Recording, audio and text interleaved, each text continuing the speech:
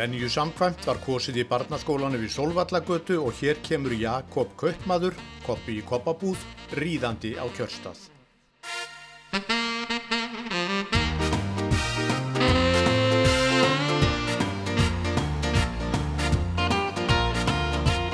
Keflvíkingar fjölmenntu til að velja þá fulltrúa sem þeir treystu best fyrir stjórn bæjarins næstu 4 árin.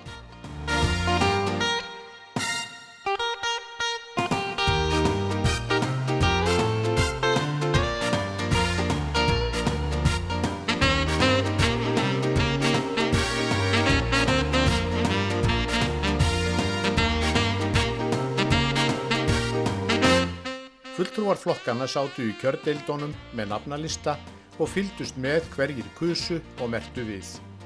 Síðdegis var sest við símann og hringt í þá sem ekki höfðu þegar látið sjá sig en voru taldir okkar menn eins og það var orðað og boðinn akstur á kjörstað. Bjartsýni einkenndi svör flestra sem við var rætt. Hverju viljið þér spá úrslit kosninganna hér í Keflavík? Framsóknarflokkurinn fái hreina meirihluta. Og af hverju spá? Af hverju? Af þeim undirtektum sem að frambjóðendurnir hafa fengið undanfarnar vikur. Hverju viljið þér spá úrslit kosninganna? Já, við spáum glæsilegu sigri fyrir Sjálfstæðisflokkinn.